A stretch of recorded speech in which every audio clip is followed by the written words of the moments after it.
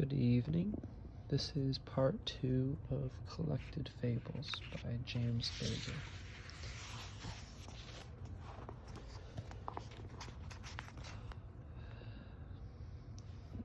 Let's see if this will be better.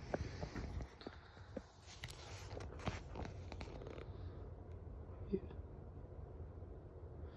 The very proper gander. Not so very long ago, there was a very fine gander. He was strong and smooth and beautiful. He spent most of his time singing to his wife and children.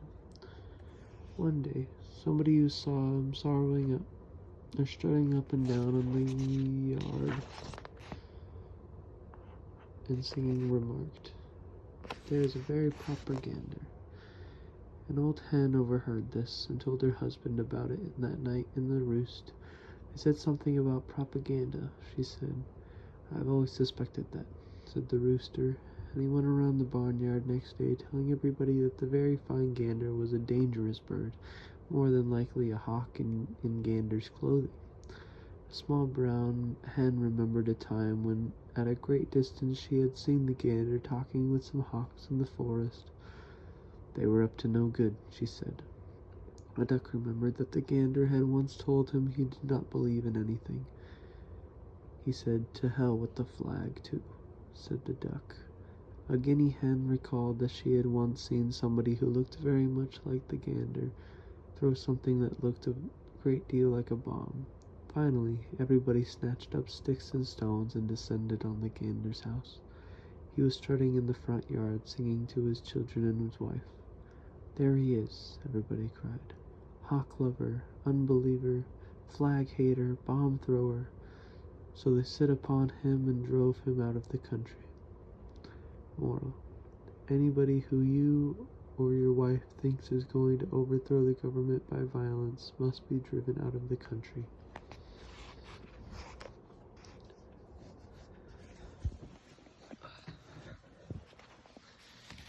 The Moth and the Star. A young and impressionable moth once set his heart on a certain star. He told his mother about this, and she counseled him to set his heart on a bridge lamp instead. "Stars aren't the thing to hang around," she said. "Lamps are the only thing to hang around. You get somewhere that way," said the moth's father. "You don't get anywhere chasing stars." But the moth would not heed the words of either parent. Every evening at dusk, when the star came out, he would start flying toward it, and every morning at dawn he would crawl back home, worn out from the vain endeavor. One day his father said to him, "You haven't burnt a wing in months, boy, and it looks to me as if you are never going to. All your brothers have badly burned flying around street lamps, and all your sisters have been terribly singed flying around house lamps. Come on now, get out of here and get yourself scorched. A big strapping moth like you without a mark on them." The moth left his father's house, and he would not fly around street lamps, and he would not fly around house lamps. He went right on trying to reach the star, which was 4 1/3 light years, or 25 trillion miles away. The moth thought it was just caught in the top branches of an elm. He never did reach the star, but he went right on trying, night after night, and when he was very, very old moth, he began to think that he really had reached the star, and he went around saying so.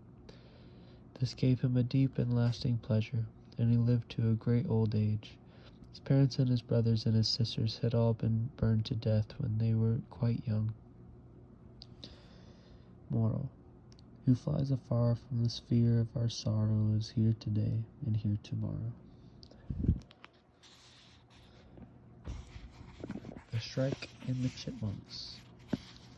Once upon a time there were 2 chipmunks, a male and a female. The male chipmunk thought that arranging nuts in an artistic pattern was more fun than just piling them up to see how many you could pile up. The female was all for piling up as many as you could. She told her husband that if he gave up making designs with the nuts, there would be room in their large cave for a great many more, and he would soon become the wealthiest chipmunk in the woods. But he would not let her interfere with his designs, so he flew into a rage and left him.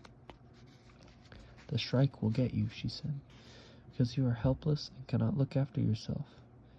To be sure, the female chipmunk had not been gone 3 nights before the male had to dress for a banquet, and could not find the struds or shirt or suspenders, so he couldn't go to the banquet. But that was just as well, because all the chipmunks who did go were attacked and killed by a weasel. The next day the shrike began hanging around outside the chipmunk's cave, waiting to catch him. The shrike couldn't get in because the doorway was clogged up with soiled laundry and dirty dishes. "He will come out for a walk after breakfast and I will get him," thought the shrike. But the chipmunk slept all day, did not get up and have breakfast until after dark, and when he came out for a breath of air before beginning work on a new design, the shrike swooped down to snatch up the chipmunk, but could not see very well on account of the dark, so he batted his head against an alder branch and was killed. A few days later, the female chipmunk returned and saw the awful mess the house was in. She went to bed and shook her husband. "What would you do without me?" she demanded. "Just go on living, I guess," he said. "You wouldn't last 5 days," she told him. She swept the house and did the dishes and sent out the laundry, and then she made the chipmunk get up and wash the dress.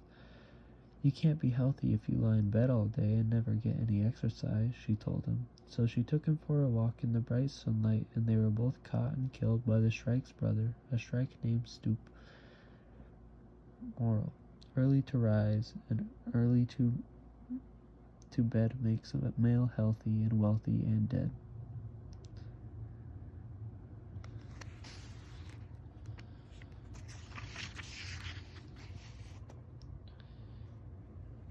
The seal who became famous. Seal, who lay basking on a large smooth rock, said to himself, "All I ever do is swim. None of the other seals can swim any better than I can," he reflected. But on the other hand, they can all swim just as well. The more he pondered the monotony, the uniformity of his life, the more depressed he became. That night he swam away and joined a circus. Within 2 years, the seal had become a great balancer. He could balance lamps, billiard cues, medicine balls, hassocks, tabourets, dollar cigars, and anything else you gave him. When he read a book in reference to the Great Seal of the United States, he thought it meant him. In the winter of his 3rd year as a performer, he went back to the large, smooth rock to visit his friends and family. He gave them the big town stuff right away. The latest slang: liquor in a golden flask, zippers, a gardenia of his lapel. He balanced for them everything there was on the rock to balance, which wasn't much. When he had run through the repertory, he asked the other seals if they could do what he had done, and they all said no. "Okay," he said, "let's see you do something I can't do," since the only thing they could do was swim. They all plunged off the rock and into the sea. The circus seal plunged right in after them, but he was not hampered by his smart city clothes, including a pair of $17 shoes, and he began to founder at once. Since he hadn't been swimming in 3 years, he had forgot what to do with his flippers and tail, and he went down for the 3rd time before the other seals could reach him. They gave him a simple but dignified funeral. Moral: whom God has equipped with flippers should not monkey around with zippers. The Hunters and the Elephant. Once upon a time, there was a hunter who spent the best years of his life looking for a pink elephant. He looked in Cathay and he looked in Africa. He looked in Zanzibar and he looked in India, but he couldn't find one. The longer he looked, the more he wanted a pink elephant. He would trample black orchids and he would walk right past purple crows, so intent he was on his quest. Then one day, in a far corner of the world, he came upon a pink elephant, and he spent 10 days digging a trap for it, and he hired 40 natives to help him drive the elephant into the trap. The Pink Elephant was finally captured and tied and taken back to America. When the hunter got home, he found that his farm was really no place for an elephant.